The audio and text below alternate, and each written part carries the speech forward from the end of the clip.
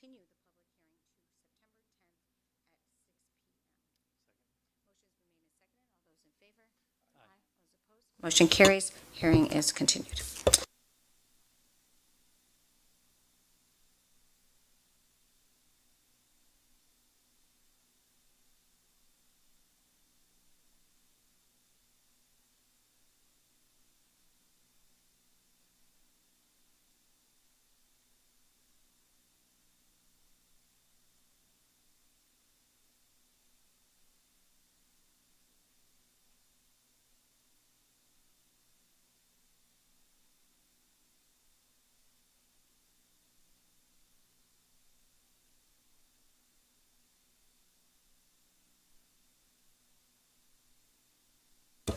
Okay.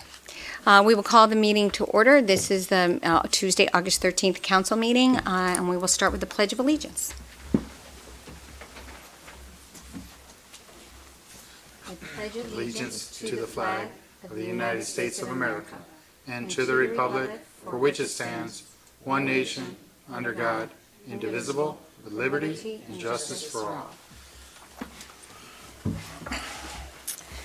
all. Roll call, Ms. LeBreau.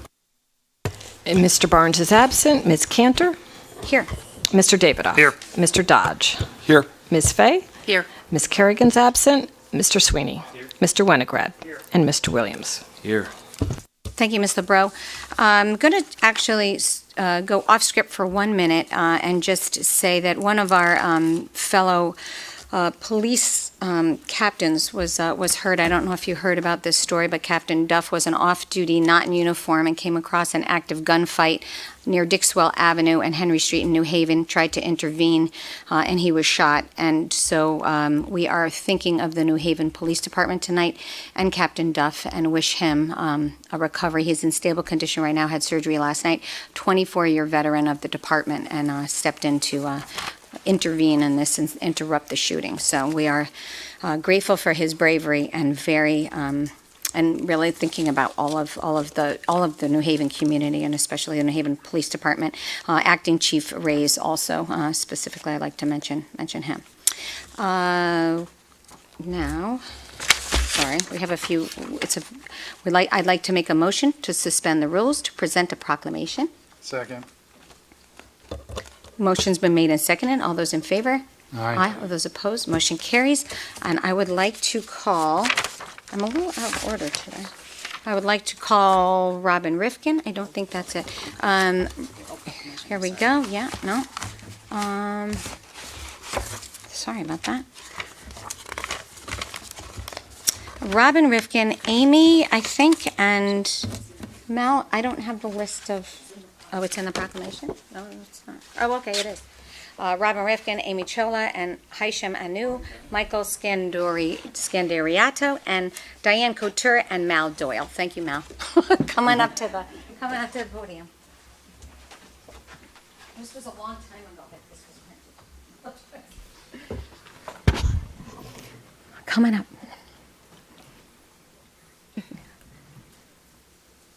Okay. All right, I want to thank all of the people up here who have made this really an eye-opening experience. Mal actually has had pulmonary fibrosis and raised this issue as being a very important issue. And the Delamar had embraced, as did Blueback Square, embraced Mal's commitment to raising awareness, because obviously early diagnosis really has a big impact on outcome. So last year we actually lit the blue, the fountain in front of the Delamar blue. Pulmonary fibrosis is the theme color is blue. So I'm sorry, I'm not wearing blue, but we came from the Target opening, so I was neutral, red, blue, whatever. So anyway, I just want to really acknowledge everybody here, because this is has been a continued commitment to raising awareness, and we're grateful, and it probably will save lives. Whereas pulmonary fibrosis is a group of devastating lung diseases that cause scarring in the lungs, which limits the oxygen intake necessary for the brain, heart, and other organs to function. Whereas pulmonary fibrosis affects over 200,000 Americans Americans and results in more than 40,000 deaths annually. And whereas the Pulmonary Fibrosis Foundation, PFF, mobilizes people and resources to provide access to high-quality care and leads research for a cure so people with pulmonary fibrosis will live longer, healthier lives. And whereas Pulmonary Fibrosis Awareness Month is observed each September and makes a concentrated effort toward spreading knowledge, increasing activities, so support and funding for those affected by this life-altering disease. And whereas Robin Rifkin, Amy Chalawa, sorry about that, Amy. Haicha Manu, is that right? Michael Scandoriato, thank you. Diane Couture and Mal Doyle have generously given their time and talent to fight pulmonary fibrosis, the disease that takes your breath away. Now, therefore, be it proclaimed that on behalf of the Town Council of West Hartford and the residents of West Hartford, I, Mayor Sherry G. Cantor, do hereby proclaim September as Pulmonary Fibrosis Awareness Month in the town of West Hartford and encourage all citizens to, and it's in blue on this, go blue for pulmonary fibrosis and increase awareness of this devastating disease. And thank you all for your work on it. I don't know if you want to say a few words. Just very quickly, thank you, Mayor Cantor, and for the distinguished members of the West Hartford Town Council and the honorable people here this afternoon.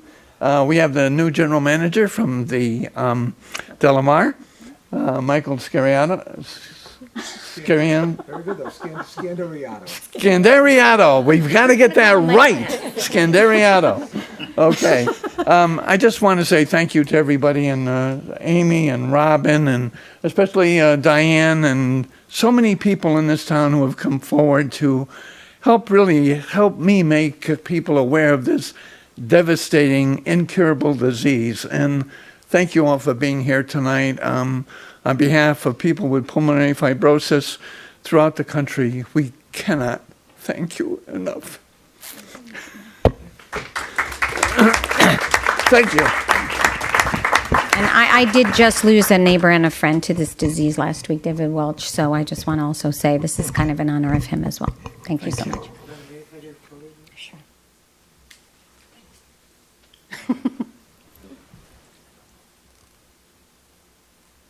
Thank you. Okay, be well. Thank you. Thanks, everybody.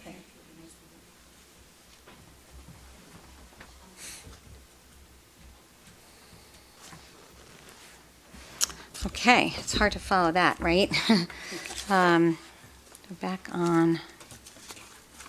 Oh, jeez, Louise, all these papers. Let's go to number 2, Mr. Davidoff. Thank you, Madam Mayor. I move adoption and approval of the minutes of the Town Council meeting of 7/16/2019, the public hearing substitute ordinance GastroPark LLC, food truck parks requesting amendments to section 177-37.4 on 6/25/2019, the minutes of the public hearing application 10-60 Starkel Road on 7/16/2019, as well as the minutes of the public hearing substitute ordinance designated intersections to be regulated against blockage under Connecticut General Statutes 14-250 BA that was on 7/16/2019. Motion's been made and seconded. All those in favor? Aye. All those opposed? Motion carries. Number 3 is the public forum. The public forum section of this council meeting is to something that's not the subject of the public hearing, which was the fellowship housing. If there's anybody that would like to speak to anything that's on the subject, on the agenda, you can speak for 3 minutes unless you're representing a group, and you can speak for 5. Okay. We will now go, thank you, Mr. Allaire. We will go to consideration of consent calendar. Number 4, Mr. Davidoff. Thank you, Madam Mayor. I move that we place items 6A through E, 11A through C on consent. Motion's been made and seconded. Right. All those in favor? Aye. All those opposed? Motion carries. 12 is continued. All right. And then we will go to number 5. Actually, we're going to go to Mr. Sweeney for that. Okay.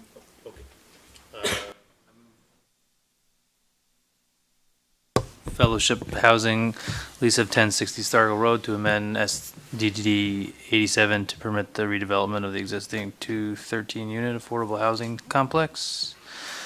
Moving. Do you want me to read the whole thing? Just read it. Okay.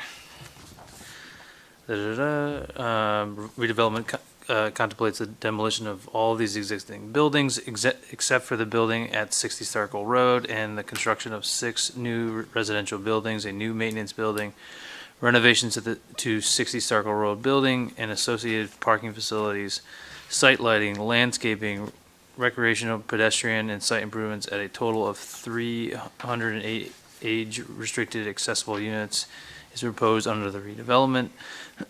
The applicant has requested a waiver of the required fees pursuant to section 177-50M. And this item is tabled for September 10th, 2019 at 6 p.m. We need to make a vote on that, or no? Makes a second. Second. Motion's been made and seconded. All those in favor? Aye. Aye. All those opposed, motion carries.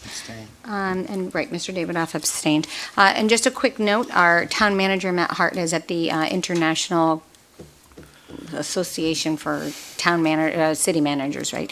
ICMA is the acronym, and the initial. So he will be gone for a couple nights, so that's why our town manager is not here. We will actually I will make a motion to suspend the rules to introduce a resolution. First, we have to make a motion to suspend the rules, so we'll vote on that first. Second on the motion to suspend. Motion's been made and seconded. All those in favor? Aye. All those opposed? Motion carries. And now the rules are suspended to introduce the resolution.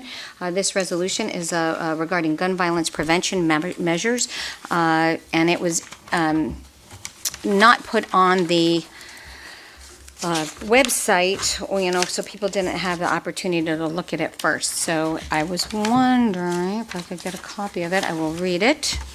Whereas gun violence is a serious threat to public health and safety, whereas Connecticut, like other states, experiences gun violence on an almost daily basis, and whereas Connecticut has been the location of some of the worst mass shootings in the history of the United States, including the Connecticut lottery shooting, the Hartford distributor shooting, and the Sandy Hook elementary school shooting, and whereas the United States is in the midst of an epidemic of gun violence, and with tens of thousands of gun deaths per year and a much higher rate of gun deaths and injuries than other developed countries, and whereas a succession of mass shootings has taken place over the past few weeks across the United States, including in the communities of El Paso, Texas, Dayton, Ohio, and Gilroy, California, and whereas high-capacity assault weapons serve no legitimate purpose in a civilian society, that means in civilians, and whereas the United States has a patchwork of gun laws and regulations, meaning that gun violence can easily be exported from states and communities with lax gun laws and regulations. Now, therefore, be it resolved by the Town Council of West Hartford, the Town Council of West Hartford calls on the United States Congress to immediately reconvene in order to fund federal research on gun violence prevention and to adopt comprehensive gun reform, including universal background checks, a ban on high-capacity assault weapons, a federal red flag law allowing police to confiscate firearms from people who are deemed to be a danger to themselves or to others, and a federal registry for dangerous weapons offenders. Second. Motion's been made and seconded. Is there anybody that wants to speak to this? Mr. Davidoff? Thank you, Madam Mayor. Mayor Cantor, thank you for your leadership on this very important matter which affects every community in America, including our residents right here in West Hartford. And kudos to Councilman Dodge for assisting with the drafting of this resolution. When asked to be a co-sponsor of this resolution, it was an easy decision for me to make. I wholeheartedly support the action steps the resolution is asking our federal government to undertake. The Congress of the United States needs to reconvene to do the hard work that we have elected them to do, and more specifically, to find common sense solutions to end gun violence in our country. This resolution recognizes the urgency of the crisis. Too many Americans are being shot, killed, or wounded in communities all across our nation. The local and national nightly news broadcasts all too often begin with reports of a shooting that took place.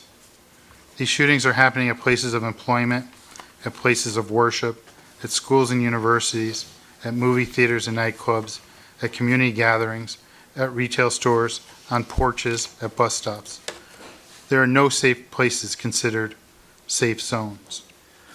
When people wake up in the morning to go about their daily activities, there's an expectation that they will return home safe and sound. However, with the increase in gun violence, this expectation is a lot less certain. It is time for local leaders like us to use our collective voices to demand that our legislators in Washington meet this crisis head on. This is not about partisan politics or gaining political advantage. This is about protecting all Americans so that we can live our lives knowing that we are safe in our communities and the cities and the towns that we visit. It's time for our federal government to take the necessary action to protect all Americans against the dangers of gun violence. We can no longer live with policy that make thoughts and prayers and community vigils the norm. Our elected leaders in Washington need to adapt comprehensive gun reform, laws which can be universally applied in every state in the nation. With respect to assault weapons, I do not and cannot understand why any individual needs to own a weapon whose sole purpose is to rapidly murder a lot of people in a very short period of time. These assault weapons belong on the battlefield, not on the streets and neighborhoods of our country. Common sense gun regulation can coexist with the Second Amendment. The world is watching how America and its leaders will respond to the crisis. Travel advisories have been issued to foreigners that they should be aware that America is a dangerous place to visit. We must address this concern and show the world that America is the greatest nation in the world where people enjoy vast freedoms, while at the same time demonstrate leadership to end the senseless gun violence that is plaguing our country. We must stop the tragic loss of life by gun violence. Our elected representatives in Washington know this must end. Average Americans like us here in West Hartford, Connecticut, need our voices to be heard. For all of the above reasons, I will vote for adoption of this timely and important resolution. I hope that all my colleagues will support me this evening in supporting this resolution. There is strength in numbers, and Mayor Cantor, may this resolution serve as a uniting mechanism for other local communities. Thank you, Mr. Davidoff. Mr. Sweeney? Thank you, Madam Mayor. I would like to echo the same thing that Mr. Davidoff said, and congratulating you and Councilman Dodge in putting this together. I've had the opportunity to work on this issue, and through that, I think what I've been able to see is how just here in West Hartford, through our work on the Public Safety Committee, seeing how gun violence has been a part of West Hartford recently. We had a man arrested with several assault rifles. We've had situations where luckily our West Hartford police has been able to defuse a situation with a young man. And then just growing up here in West Hartford, I had a friend who went to Hall High School who lost his life to gun violence in a downtown bar. It's all around us. It's everywhere we go. And just recently, this past year, we've seen an incredible spike in gun violence here in our neighboring communities. So it's not just these mass shootings. It's an everyday epidemic that impacts communities that are very close to ours. And a lot of people here in West Hartford have been victims of or have family members that have been victims of it. So, it's time. Enough is enough. We need action, and whether it's not going to come from this resolution, but we need to continue to put the pressure on the powers that be to do the right thing. And I applaud you, Mayor Cantor, for using your voice and using this. And while some folks may disagree with that, I think that's what we are elected to do. And I can't tell you how much I appreciate that. I appreciate the moms here today to express support for this and all the work that you guys have done, as well as the Connecticut Against Gun Violence. Without you, the nation wouldn't see a lot of model gun violence policy being placed here in the state of Connecticut. But overall, I think this is a great resolution, and we need to continue to put the pressure on Washington. And thank you. Thank you, Mr. Sweeney. Mr. Williams? Thank you, Madam Mayor.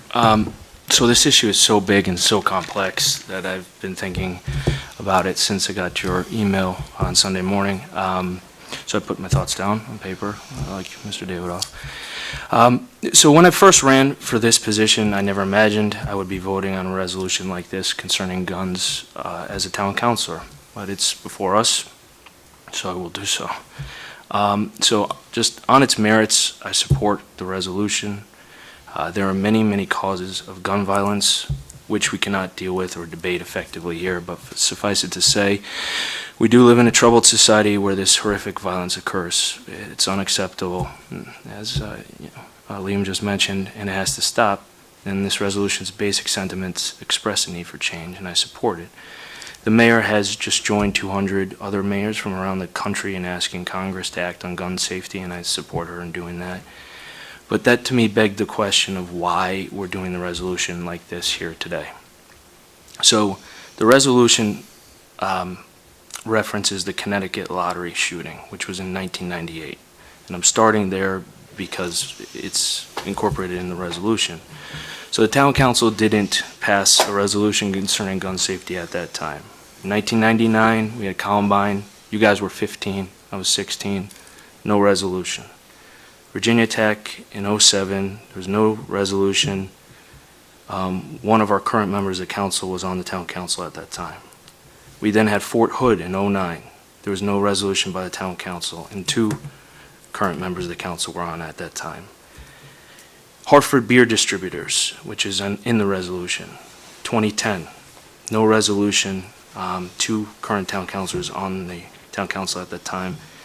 And it's worth noting that at that time, the president was a Democrat, the Democrats had the Senate, and the Democrats had this House. And I don't say that for partisan reasons. I say that because often as a Republican, when we talk about gun issues, I think it's lost that both parties have governed as this horror has become exacerbated and hasn't been fixed. Aurora, 2012. No resolution.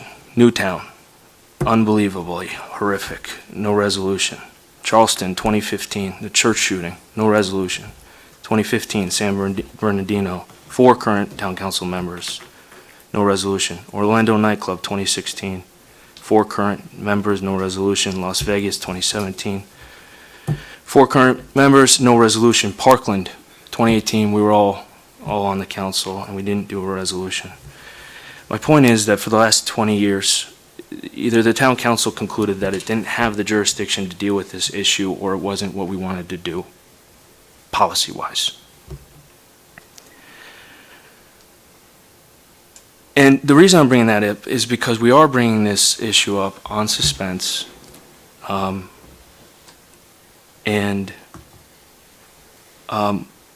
when we talked about the toll issue, and I'm not equating tolls with mass shooting, but as a town council, and this might be not something the public's interested in, but we had a discussion about tolls and the jurisdictional issues were objected to, as well as the suspense. And here we are dealing with this issue under the same circumstances when we didn't have to do that. I mean, we could have put it on the agenda and talked it through. But I bring that up as a procedural note for this body moving forward. We can't object to it in one instance and then apply it the next meeting. But again, I support the resolution. If I was a member of Congress, which I'm not, thank God, I would support a ban on assault rifles. And now the public knows my opinion on that, I guess. And I remember when I first heard about Newtown, I should have been in a place of joy and wonder. My daughter was 1 month old. I was in the basement of my house, and I was feeding her a bottle, and my mom was helping me to basically make sure she was eating enough. And so the television was on, and the news about Newtown broke. And I was so sad, and just it was one of the worst feelings I've ever had in my life because I was holding my new baby daughter. And then I thought about the world I was bringing her into and what that was going to be like for her moving forward. And then I thought about the parents who had lost their children at an elementary school. And it was just horrific. And I do have to say that guns are a part of this, and your work is very important in that regard. But there's so much more than that. The humanization we have in our society, the violence, just disregard for other citizens, it's just gone on for so long. And I think our culture owns this. Like, our culture created this. And our leaders, and I think of both parties, have created this and enabled this. And I do understand why this is before us. I do. I guess what I want to leave this with is we have a lot of issues in front of us in West Hartford. We're all concerned about the budget. We're all concerned about affordability.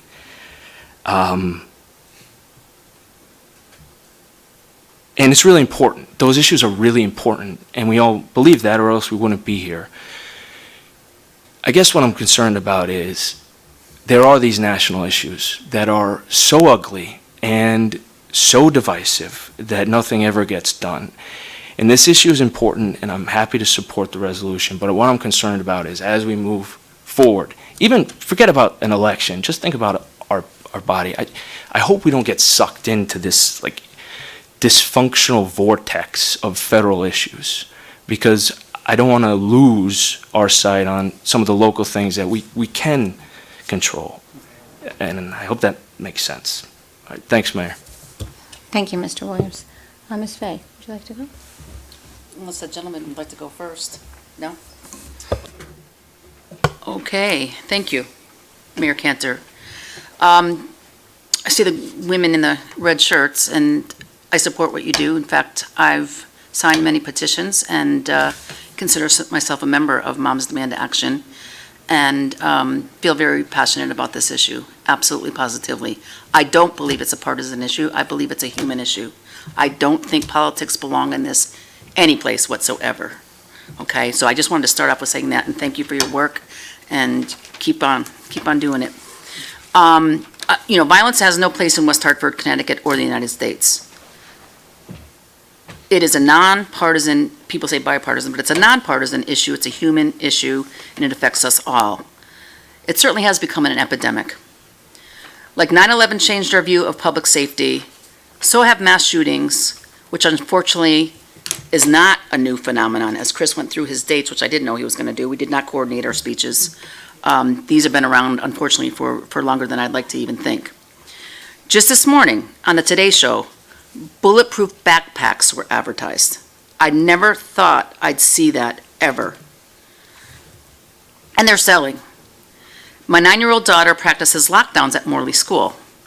That's terrifying, and that is not what I expected a 4th grader to do at school. This epidemic needs a bold, fresh solution.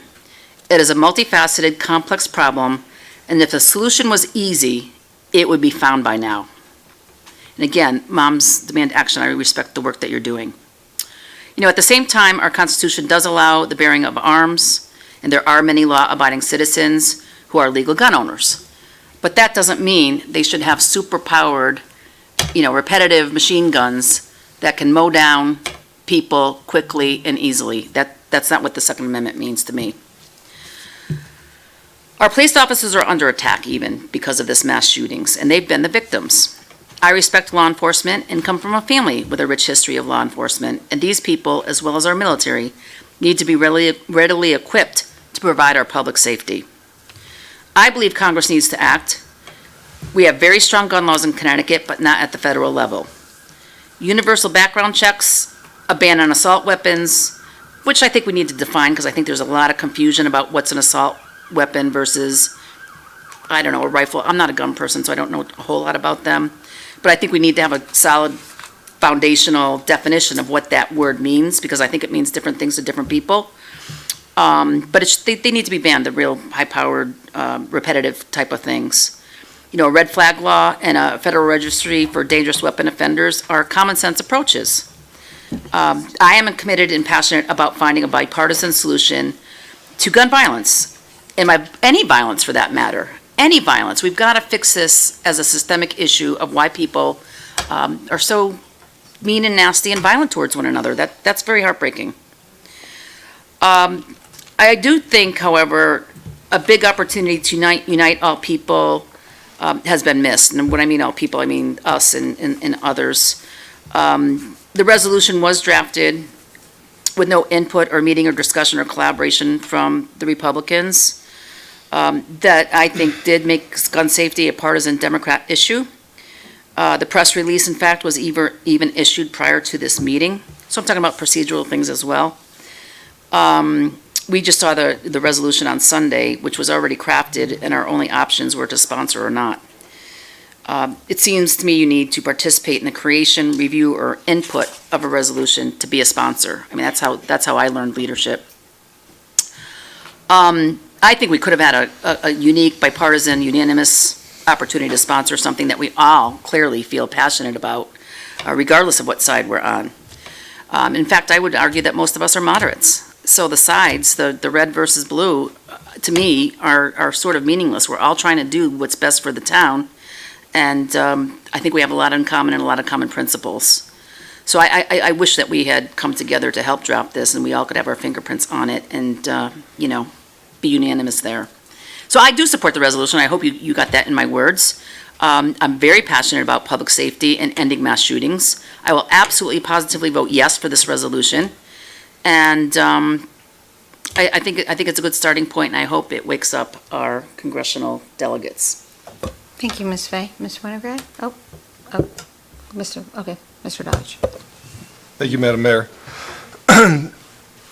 Given the gravity of the issue at hand, I don't plan to relitigate a procedural argument over a tolls resolution, except to say that I disagree with the way that Mr. Williams and Ms. Fay characterized how that went procedurally. And I also just want to say that I completely agree with Mr. Williams that this is completely past due. But just because it's past due doesn't mean that it's not appropriate. And I have to disagree on one thing, which is the idea that this, I guess I won't talk about the issue so broadly, but this resolution is divisive. I don't think it's divisive. I think that almost 90% of Americans, I think you might have said the issue was divisive. 90% of Americans agree that we should have universal background checks. It's not divisive. It's something that there is widespread public agreement for. As Chris mentioned, Liam and I were, I think we were in high school, or I might have been my last year of middle school when Columbine happened. And so we were among the first generation of students who had to endure the surreal ritual of lockdown drills for armed attacks on our schools. And it's hard to believe that 2 decades later, the threat of gun violence and mass shootings has somehow increased. And as a student at Conard, I could not have imagined then that someday, working as an attorney at the Capitol, I would sit in a room listening to the screams of parents from Sandy Hook Elementary School as they met with the speaker, who had lost their first graders to a Bushmaster XM-15, a high-capacity assault weapon that could carry 30 rounds, that has no business outside of combat. It's been said throughout the history of the United States that the Constitution is not a suicide pact. Just as the First Amendment does not allow someone to yell fire in a crowded theater or to commit libel or slander, so too does the Second Amendment not confer the unrestricted right to own or possess firearms. As Connecticut showed after Sandy Hook, meaningful gun reform that's within the bounds of the Second Amendment is possible. And I want to talk a little bit about the genesis of the resolution, because it came out of, Sherry and I talk, I'd say a few times a week, and a lot of times the conversation just turns to current events, and it was actually on Friday morning that we were talking about the latest mass shootings, and just our utter frustration that Congress could not get anything done on this. And we also started to talk about, one source of frustration. And I think one reason why this is appropriate for the town council to adopt is that the effects of gun violence, the effects of mass shootings, are hyper-local.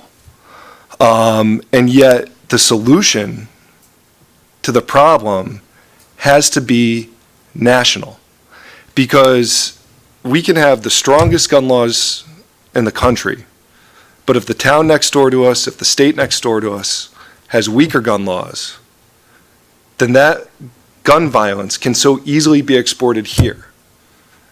So the effects are local. When these shootings happen, it's our local police who have to respond to them. It's local EMS who have to respond to them. It's our schools who have to actually keep anticoagulants in their emergency kits in case there's a mass shooting. But you're right, our hands are tied. We can't do anything. I wish that there was some sort of an ordinance or some sort of a regulation that we could adopt that would address this, because I would do it like that. But there's nothing that we can do as a council. But I also refuse to accept the nihilistic view that speaking with our voice in a united fashion is meaningless. And I think that if West Hartford speaks up, I think if other towns follow, and if other states follow, then that can have a meaningful impact on Congress.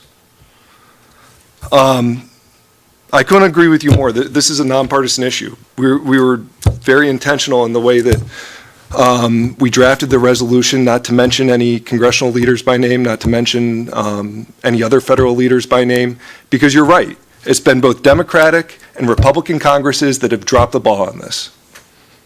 It is nonpartisan. But again, this is so important, and I would say it's past time for towns and cities to start speaking in their official capacity even on this issue. And so again, this came from nothing more than really a bad morning of watching the news and growing frustration over this issue, having a conversation with our mayor and discussing what we thought were reasonable reforms, something that I think, again, most people would agree with. And I'm very pleased to be able to support the resolution, and I thank the mayor for agreeing to bring it up tonight. Thank you. Thank you, Mr. Dodge. Ms. Winograd? Thank you very much, Mayor. So one issue of going last is that I'm crossing out a few things. I was going to say that Dallas just handled very well in terms of the local impact. Few things I want to point out, and one, I'm really pleased that we're going to be able to pass this resolution unanimously in a bipartisan fashion. And I do believe that is really important because given the history of legislation and the failures over time, we all know that history. Right now, the people in Congress who need to hear this are primarily Republicans, not entirely. And it is really important that they hear that at least Republicans in this town, on this council, are supporting common sense legislation. And I praise you for that, because I think, I tend to agree that if it were simply the Democratic majority passing things that we like and saying, hey, Trump, you should pass this, that would not be particularly effective. But I think actually having the voice of West Hartford speaking in a unified manner does have that importance. And I thank you for your support, honestly, and I thank the mayor in Dallas particularly for drafting this and bringing it to us. I do think it's valuable.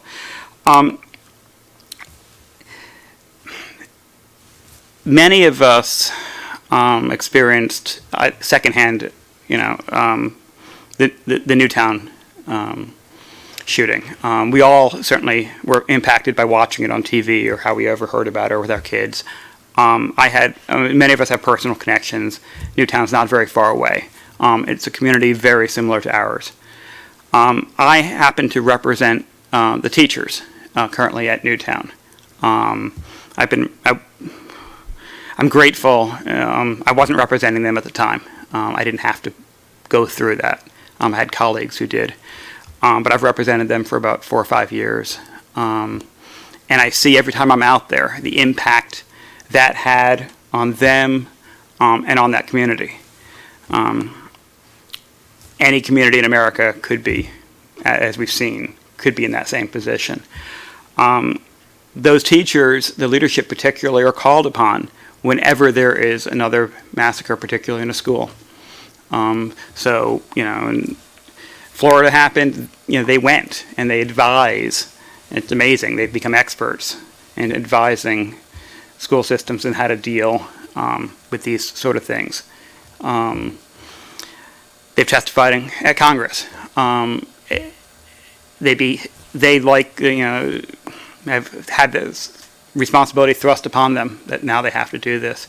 And every time there's a shooting, it comes up again for that whole community.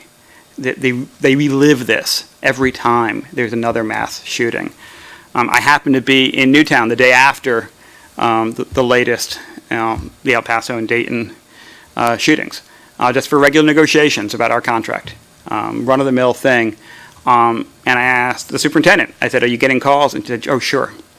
Every time something happens, they call there. The press calls, hey, can you give us a comment or something? I mean, they're a symbol of this, and again, I just bleed for them.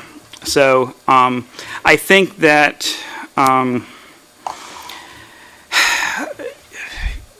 there's obviously limits what we can do.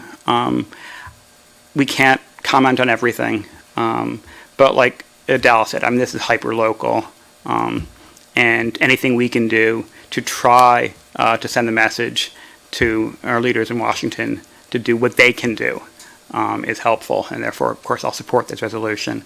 And I thank everybody for the consideration of the motion. Thank you. Thank you, Mr. Winograd. I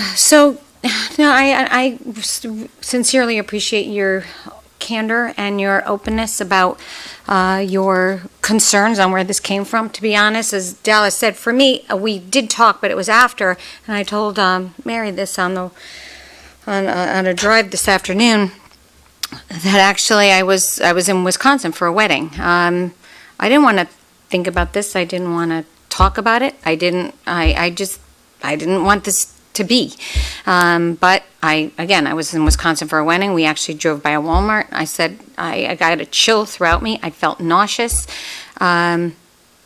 We were on a drive. I started to think about what am I going to say, because you know that in the past what I've done is when there has been a mass shooting or something tragic, that a shooting, whether it's mass or not, I mark it because I count it and I look how many, as of August 5th, there's been more than the days of the year there have been mass shootings. I can't remember, it's 255 mass shootings in 230 days or something. Those, I look at those, I mark those, I think about them. We've done moments of silence. I have held vigils for Sandy Hook and Pittsburgh. I have met with teachers after Sandy Hook and after Parkland, and I have been troubled. I haven't been able to go to sleep sometimes because the worst possible scenario for a community is to have to deal with this. So it is local, it's hyper-local, it's not, I don't make a pattern. I've never, I think, made a motion or resolution on a national issue, a resolution, maybe a proclamation, but not a resolution on a national issue that affects our community so profoundly. Couple things have changed, I think, and why we haven't done this before. Again, I feel like I have been, whether it's I've donated to Connecticut, it's against gun violence. I've been monitoring Moms Demand Action. I was going to go on the walk, but I had, I think, a wedding or something. I don't remember. But there was so many things that I've wanted to participate in conflicts. But I've watched you, and I am grateful for your activism and all you have done to raise awareness and not let the issue subside after that emotional intensity after an event. But again, we can't keep doing this. And so what happened when the U.S. Conference for Mayors reached out to say, mayors need to sign on to this. Mayors need to push Congress to do this. So that was the push. That was the push to say, you know what? We can't just say, you know what, it's not our issue. We're not gonna bring it forward. And time is of the essence, because you know what, tomorrow could be another mass shooting. And I can't go to sleep at night knowing that I didn't at least raise awareness to try to push this forward. So for me, it wasn't about playing political games. It wasn't about putting a press release so that our names are circulated. No, it was a push to do what the U.S. Conference for Mayors has said. It's a call as another step for Conference President Barnett to lead us toward common sense gun legislations while we protect the rights of the Second Amendment provided in our Constitution. For mayors to lead that fight. So that's what our U.S. Conference of Mayors is asking us to do, and so that's what I felt like. And there was the mayor of San Jose, who was the 10th largest city in the country, had introduced legislation on liabilities when people purchase guns, having liability insurance for it. I don't know. I don't know what works. I don't know what doesn't work. But I know that research has been stopped for 20 years, and we don't have that scientific data to go back and figure out what we need to do. I think everybody that has been in leadership has let this fester, and I'm disgusted with it. And if I could have done anything more, I believe I would have. I did not think that this was a resolution at times in the past that I would be able to. I thought that argument of why would we be bringing up this at a local level, that resonated with me. But this, again, I think that call for the U.S. mayors triggered this to me to say, no, this is something that we have to keep pushing. I've gotten calls from other communities about having copies of our resolution. So I'm hoping that it ripples throughout the country, and I'm hoping that other communities understand that this isn't a partisan issue, and this is a start. It's not a finish. When I talked to Mary, I said, I wish I had been a part of this. This is only a springboard to the next step, and if we're all committed to this, we can all work on this together. The U.S. Conference for Mayors has also called for mass shooting. It's the best practices and actions of mayors to deal with mass shootings. So they're actually having a police chief and mayor's conference call. So these conversations are happening. What's working in one community, what's working in another community, and there's not going to be 6 things that are going to fix this. Maybe there's not going to be a dozen things that fix this. Maybe it's going to be, this has happened over a long period of time, and we're not going to fix it. But I will say this is a national security issue and a public health issue. The fact that we haven't been investigating, researching, and studying it for 20 years is that was let go is beyond a shame, and shameful, actually. And I think I write condolence letters with Matt, actually, to every mayor that we know of. And I don't want to write them, but I feel like I can't imagine the pain that they must feel when they go before their communities to talk and try to repair the communities that have been shattered. So there was calls. I was watching the El Paso and Dayton communities when people were talking, and everybody was saying, "Do something, do something." So this is a very small way for us to say we're doing something. So with that. And I also welcome, if you want to sponsor, if you wanted to amend it, that was always part of the discussion, that we talk about resolutions at the table and amend them. So I didn't mean like this is immediately hard and fast and there's no discussion on it. I actually tried to give you the same time I gave everybody else. So I didn't mean to do anything that was to be taken in a way that this is my way or the highway. But this is a start. There's more to happen, and I welcome anybody's introduction of progress towards instituting common sense gun laws throughout our country. So, with that, all those in favor? Aye. All those opposed? Motion carries. Thank you. Now, where are we, Mr. Davidoff? Number 10? Number 8. And I don't have I can't call up my, I don't know why it's not coming up. Me either. Thank you. They're all different. Thank you all for being here. Keep up the good work.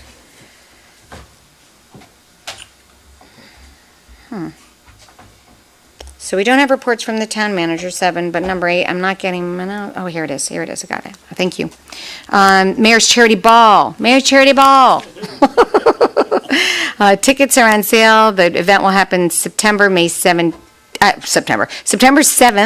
on the town hall. The ball is open to all who want to have fun and benefits the Playhouse and Park and the town that cares, with a gala, a cocktail reception, silent and live auctions, and Mama D's cast of performers. Go to the mayorscharitaball.org. The power of maps. The public is invited to explore West Hartford geography and view stunning hand-drawn maps of the region at a discussion on Thursday, August 15th at 6:30 at No Webster House Historical Society. The event is free and open to the public. Fernridge Pool stays open an extra week and will close on Sunday, August 18th, thanks to an agreement with Cornerstone Aquatic Center. Fernridge will remain open from Monday, August 19th, through Saturday, August 24th, 11 to 6. Pooch Plunge is the 11th annual Pooch Plunge will take place at Beachland on Monday, August 9th from 4 to 7. There will be one session this year, so come and go whenever you want. Buy a ticket in advance for a minimum donation of $10. Proceeds benefit the West Hartford Dog Park Coalition. Center Streets. Folks of all ages are invited to take to the streets for a carefree summer morning in West Hartford Center on Sunday, August 25th from 9 a.m. to 1 p.m. The 4th annual free family-friendly event includes live music, sidewalk, chalk drawing, safe biking demonstrations, and more. The town will close traffic on 4 roads, form a rectangular loop around the Center Business District, Farmington Avenue, South Main Street, Memorial Road Extension, and LaSalle Road. Red Cross Blood Drive Battles of the Badges. West Hartford Police and Fire Department are sponsoring the Battle of the Badges Red Cross Blood Drive on Tuesday, September 10th from 12 to 5:30 right here at Town Hall. When you sign up, please indicate if you're Team PD or Team FD, as both teams are vying for bragging rights for the most donors. You may have to give them one each arm. Regardless of each team you are on, please come out and give this a very worthwhile, give to this very worthwhile cause. Register at www.redcrossblood.org. Enter code WHTH. Okay. Number 9, reports from Corporation Counsel. Mr. Allaire. I have no formal report, and we have no need for executive session. Thank you so much. Number 12, Mr. Davidoff. Thank you, Madam Mayor. I move we appoint Dawn Stacy Ennis to the Human Rights Commission for a term. No, 12 is communication, so the first would be 12A. We're doing 10. Oh, did I miss 10? I apologize. Yep, you're right. Appointments number 10, Mr. Thank you, Madam Mayor. We'll start again. Move that we appoint Dawn Stacy Ennis to the Human Rights Commission for a term ending 12/31/2019. Do you want to move this one? We'll move them together, but you want to? Oh, yeah, sure. Mhm.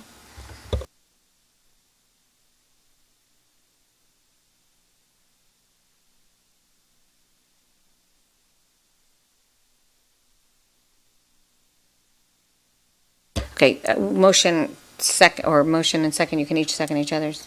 Second, whatever. Motion is made and seconded. All those in favor? Aye. Those opposed, motion carries. Now, number 12, Mr. David. Thank you, Madam Mayor. Item 12 is going to be withdrawn, so. 12, we don't have to read it. Okay. 12B, Mr. Davidoff. Thank you. I move that we receive from Jared Grease, resigning from the Zoning Board of Appeals, a letter dated 7/25/2019.